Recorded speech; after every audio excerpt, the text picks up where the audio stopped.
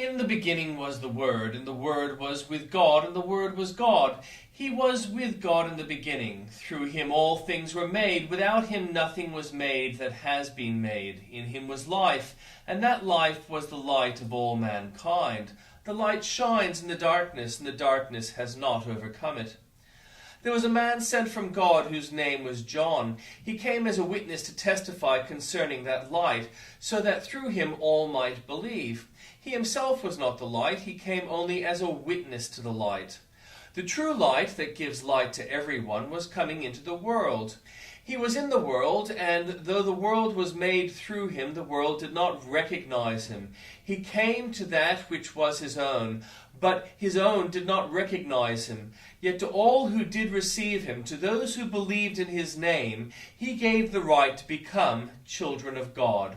Children born not of natural descent, nor of human decision, or a husband's will, but born of God. The Word became flesh and made his dwelling among us. We have seen his glory, the glory of the one and only Son, who came from the Father, full of grace and truth. John testified concerning him. He cried out, saying, "This is the one I spoke about when I said, 'He who comes after me has surpassed me, because he was before me.' Out of his fullness we have all received grace in your place of grace already given. For the law was given through Moses, grace and truth came through Jesus Christ. No one has ever seen God, but the one and only Son, who is himself God, and is in closest relationship with the Father, has made him known." Now, this was John's testimony when the Jewish leaders in Jerusalem sent priests and Levites to ask him who he was. He did not fail to confess, but confessed freely, "I'm not the Messiah." They asked him, "Then who are you? Are you Elijah?" He said, "I am not." "Are you the prophet?" He answered, "No." Finally they said, "Who are you? Give us an answer. Take us back to those who sent us. What do you say about yourself?" John replied, "In the words of Isaiah the prophet, I am the voice of one calling in the wilderness, 'Make straight the way for the Lord.'" Now Pharisees who had been sent questioned him, "Why then do you baptize if you are not the Messiah, nor Elijah, nor the prophet?"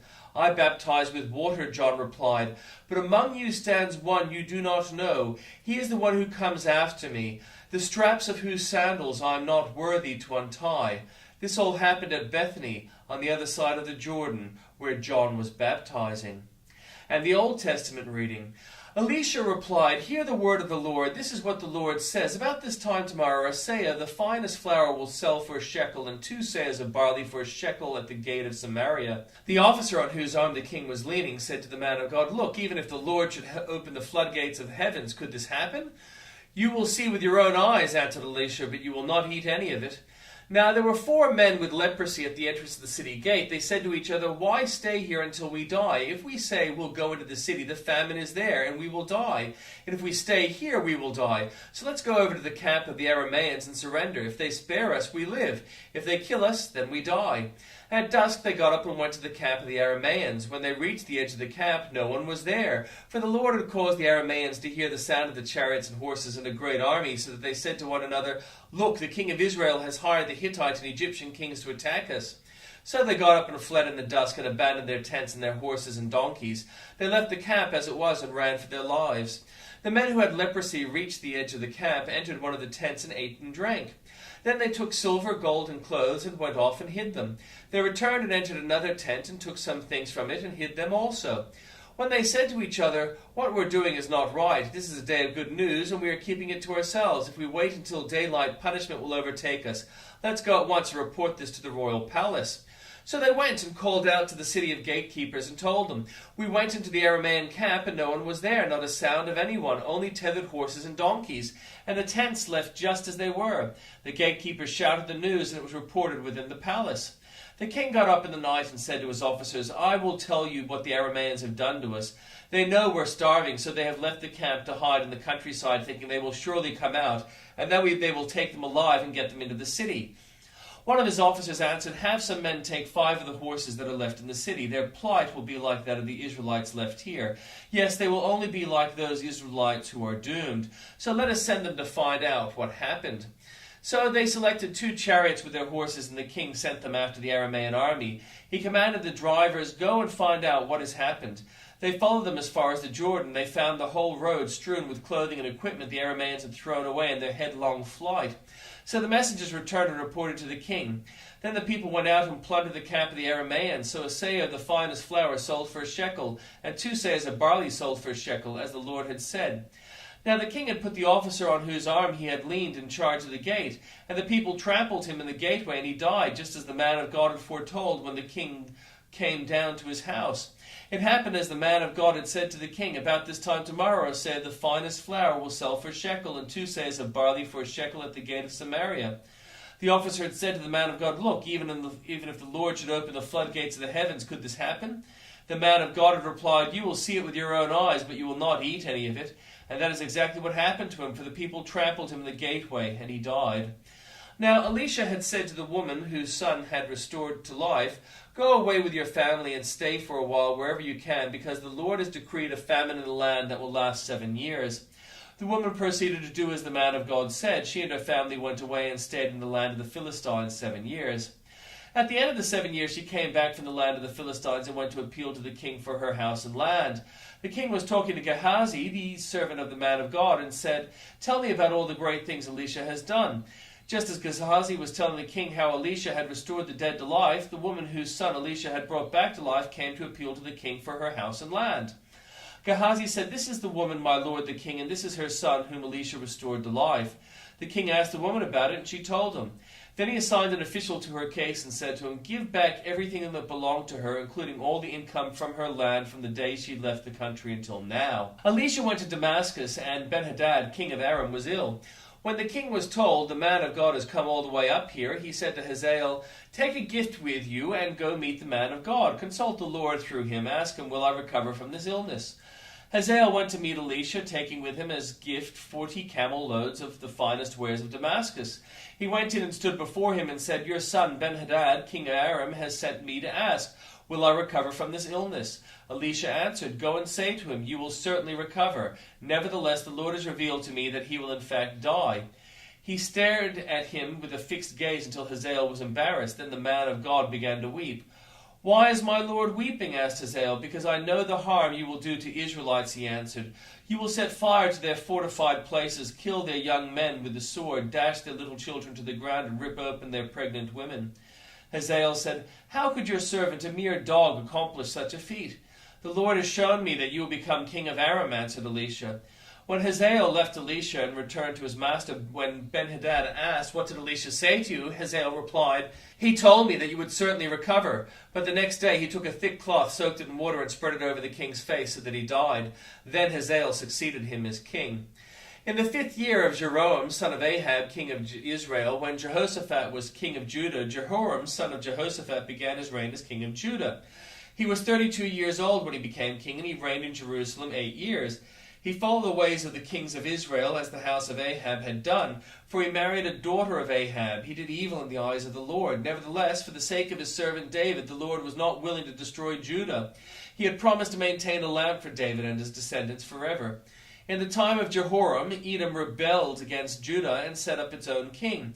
So Jehoram went to Zair with all his chariots. The Edomites surrounded him and his chariot commanders, but he rose up and broke through by night. His army, however, fled back home.